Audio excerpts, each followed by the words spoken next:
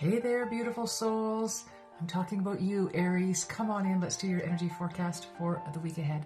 Hi, everybody. My name is Lee Shanks, and I am here to do your energy forecast for the week of March the 10th through to the 16th.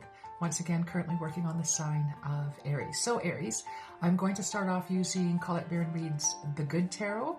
The first card will give us our overarching reach of energy for the entire week ahead. And then I'm going to break it down by using the Shaman's Dream. That's a collaboration between Colette Baron-Reid and Alberto Villoldo. I think I'm pronouncing it right.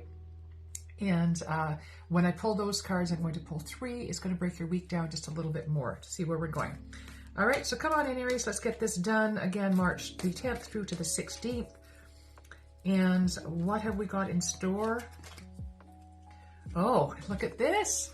Great card to start off with for your overarching energy for the week ahead. Look at that. You've got the World. World is a great card to bring up in the tarot. It's talking about completing, completion of a task or a commitment or a goal or a lesson. It's completion. It's ending of a cycle. It can also refer to travel.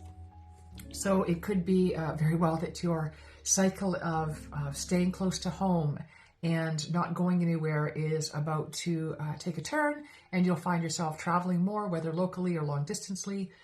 There's a new word for you. Either way, it does denote possibility of travel, but really what I'm getting from this card is that completion, right? I am seeing the end of a cycle for so many Aries out there where, maybe for the last little while you've been trying things a certain way, or maybe you've been doing things sort of the same way you've always done things and it hasn't been working for you, and you've recognized that and just didn't know how to exact change in that situation. And so what I'm feeling here is that you do find the way to meet what's going on around you in a different way, because the only way you change the things around you and how they're coming at you is by changing how you're meeting them. Right? That's where your power and control lies. All right? Right, Aries, let's break it down a little bit more. Again, using the Shaman's Dream. And sorry, I don't have a cold. I have trigeminal neuralgia. If you don't know what it is, please look it up. It's a chronic pain condition. I've had 2 brain surgeries for it, blah, blah, blah. Last night was a little bit of a rough night for me, quite a bit of a rough night for me. And quite often the next day I do feel a little bit down and almost like I've got a cold. I get a little stuffed up in my sinuses. It's just sort of almost like a TN hangover, I call it, which quite frankly, I would rather have a TN hangover today than the continuation of the actual TN pain. So I'm going to take gratitude where I can find it, right? All right, let's break this week down for you, Aries. Let's just get at it. Again, this is for the week of March the 10th through to the 16th. Okay, and we have at the beginning of the week, Eye of the Eagle. Your need to rise above the fray here, Aries. So this is all about not allowing yourself to be accepting an invitation into drama. All right. So just because there's drama occurring around us, in the lives of others, in the lives of those that are close to us, family, friends, it doesn't matter. We don't have to accept the energy invitation of stepping into the fray. We are allowed to decline the invitation and stand at the outside looking in, right? I would suggest to you that perspective is the healthiest of the perspectives. Rather than being caught up in somebody else's stuff, somebody else's bullshit, is to just stand there and say, no, thank you, I don't want to get involved. Now, I'm not talking about not getting involved in something where, morally or legally you need to be getting involved. I'm talking about more not allowing yourself to crawl down into the mud with them, right? And do some mudslinging. You don't have to do that. That is not a healthy way. That's more of a reaction than a response. And I want you to think about responding to circumstances around you this week rather than reacting to them. All right? Where are we going for you toward the middle of the week? We've got Root Girl, and it's all about the disowned self, right? So really, for those of you that this reading will resonate, and I recognize it's not going to resonate with everyone for sure, but really what I'm getting here is this disowned self is that disconnect that we feel when sort of mind, body, heart, and soul aren't working together. And I really feel because we've got this rising above the fray that this is the start. Because remember, we talked about the world was the end of a cycle. I really feel like these cards, this disowned self, is actually talking about a past state of being. Even up till yesterday, it's a past state of being. A minute ago, it was a past state of being, right?